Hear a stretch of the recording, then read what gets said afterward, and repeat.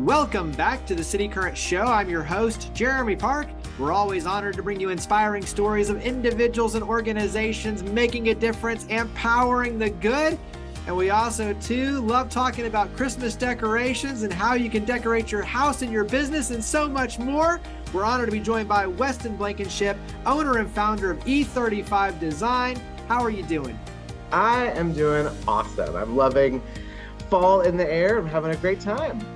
Absolutely. Well, this is prime season for you and your wife and all you do. So let's go ahead and get a little bit of the backstory. What led you to launch E35 Design? Well, honestly, it was we could not shake this feeling that we were supposed to do it. And we both came from very creative passions, and it just kind of snowballed into where we just could not fight it anymore. And we jumped in feet first, and E35 was born as a husband and wife team.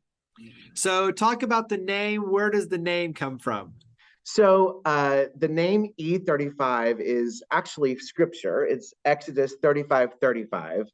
And it just kind of came out of nowhere. And we wanted something that sounded different, a little stronger, not too cliche. And so we ran with it. And so the scripture, in part, says, I have given him all kinds of gifts, weavers of fine linens and embroiderers of fine silks, and I call them designers. So when you talk about what you do, go ahead and dive in, because I mentioned Christmas being prime season, the interior decoration, design, there's a lot to what you do. So go ahead and describe what you do. Yeah, so the company actually formed from doing holiday decorating. And we would go in and we would do private residences, get them all ready for holidays and holiday parties. And eventually it turned into our clients would ask us just to come in and do their interior design. And we thought, why not? And so we jumped in, and now we do massive renovations and interior design for commercial and residential spaces throughout the whole year. And then usually we try to time our clientele list to be kind of winding down with those renovations around October 1st, October 20th, that range. And we jump into holiday decorating, and we full force. So we have a team of people, and we go into hotels and homes and restaurants and do all their Christmas decorating. How do you source when you talk about the number of lights and the set design? Like, how do you source all of that? Well, it really starts in June. So we go to our suppliers in Atlanta, and we source out. But in June, it's crazy because it's blistering hot outside, and you're inside of a building looking at Christmas ribbon. And so it's really hard to kind of get into that space, but our orders have to be in. And so we source it all out with commercial companies, and we just kind of go full force with that in June and July.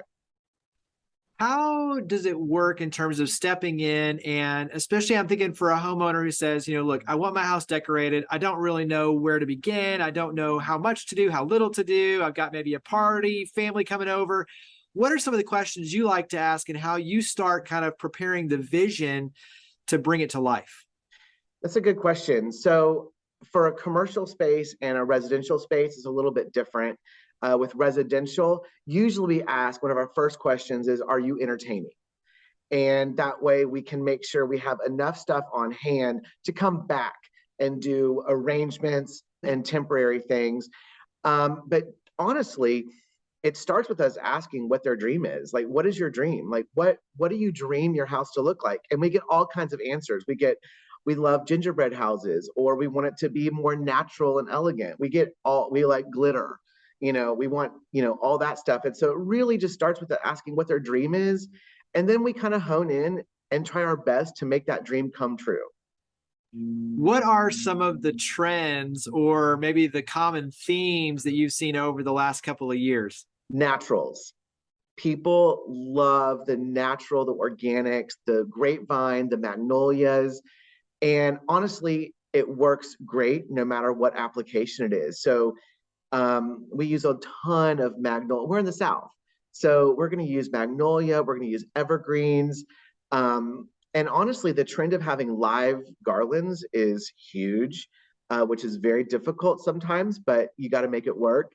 And plaids. People love a good plaid. So we do a lot of plaid. Yeah. Talk about for, timing purposes. You mentioned obviously you're having to prepare in the summer. Yeah.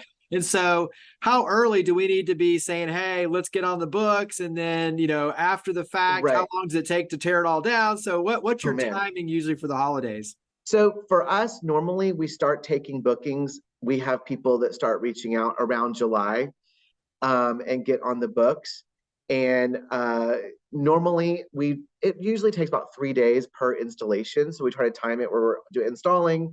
But then we have a storage unit where people are prepping everything and getting it all ready for us. Um, and then I would say the hardest part is the teardown. I mean, it's over. The season is over and done with. And it's just so, it's kind of sad. But tearing down, we're very meticulous. So it generally takes just as long, if not half a day longer, to tear it down, because we love to guarantee our clients that they'll get to reuse their ribbons, they'll get to reuse their stuff. So we really take care in packing it all up. That takes a very long time. Yeah, I mean, that makes sense too, because you want to do it, like you said, with care. And so to Oh be yeah. able to have the longevity with all these items. Oh yeah. So carry that into when you talk about, especially for businesses, what are some of the trends, the color palettes? Like, what are some of the things you're seeing on the business side? And you mentioned obviously different between the parties for the homes versus the party for the office, but what are some of the common themes on the commercial side? On the commercial side, we tend to go a little bit more naturals and a lot of your tone on tone creams, colors that kind of match everything. So, when we're doing an event space, we want it to be able to match every event they're having. And so we want to come in and we don't do anything bold, we don't do anything crazy. We have one commercial space that they want the full force Christmas colors. It's a hotel. So we go for gold on that one. But a lot of them, we just try to do much more, easy on the eye, matches everything, kind of thing, with little pops of crazy. You talk about the year-round work you do, both on the residential and the commercial side.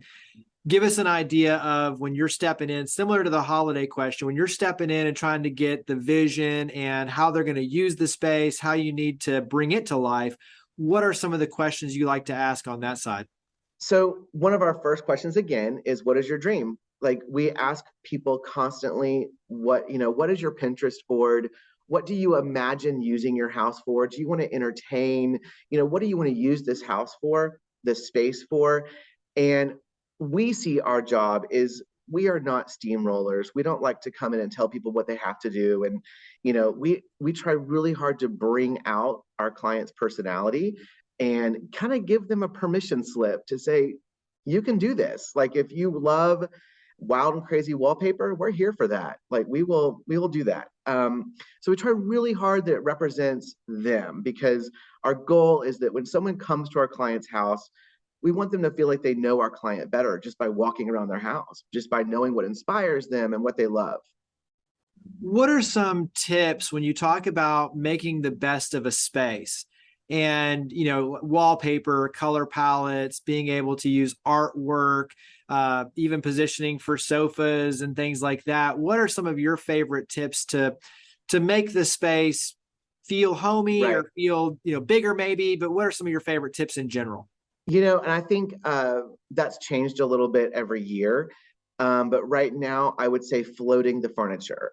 We try not to put anything against the walls. Obviously, you're going to put bookcases, sofas, and chairs, and all that good stuff. We're going to float it in the middle of the room. It makes the room feel so much bigger, gives you so much more room to walk around, and it creates little vignettes of, you can sit over here or you can sit over here. But we try really hard. Anytime you put furniture around the perimeter and you do the perimeter of the room with all your furniture, it closes in the space.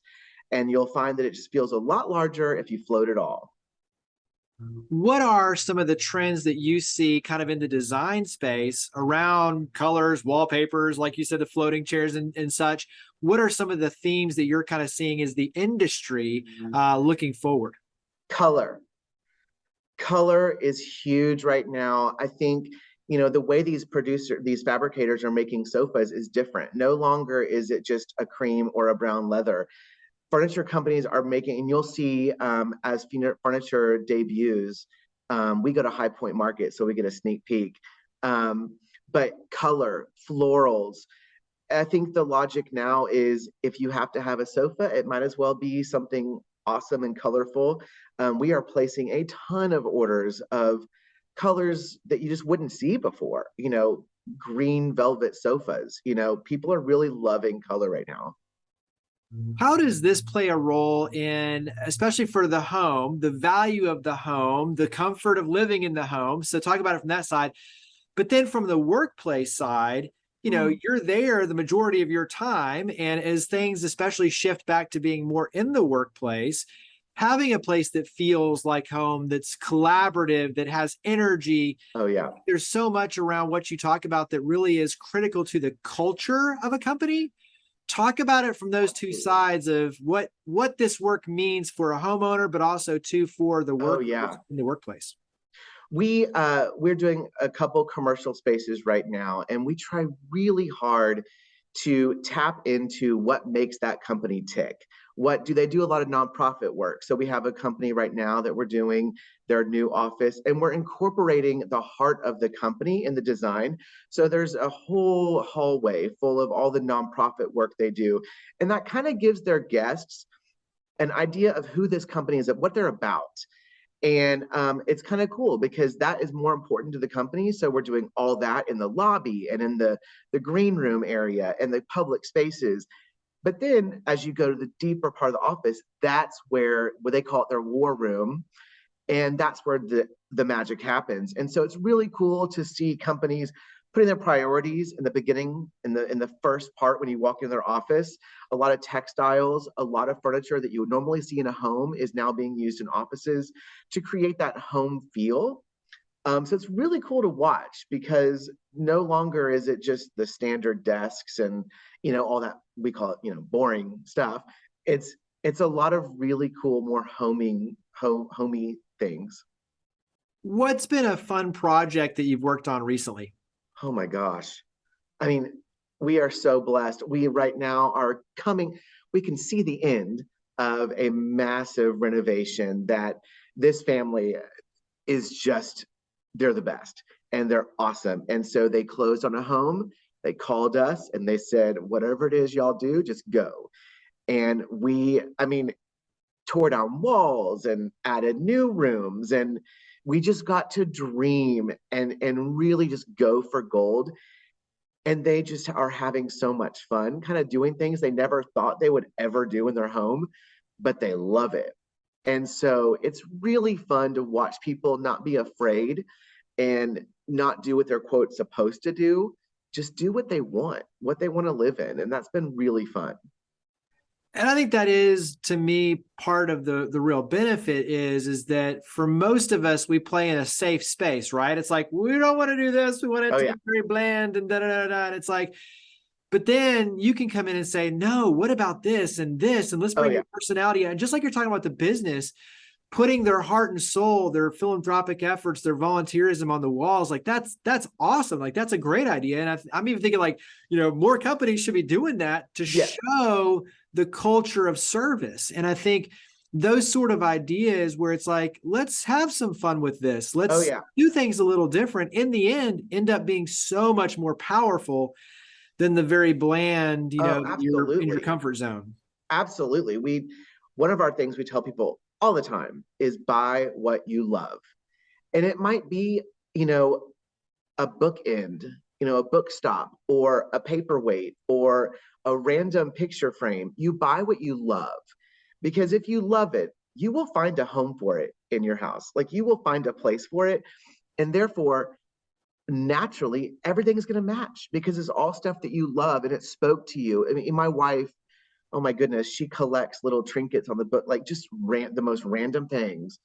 And she just puts them all over the house. And our house, it starts to feel just like a little treasure box of, she can tell you where she bought it, where she was, what time of day it was, and why she loves it. And so we try to get our clients to understand, like, it's okay. Just if you love it, buy it, no matter what it is, whatever, how small of an item, and your home is then filled with things that inspire you.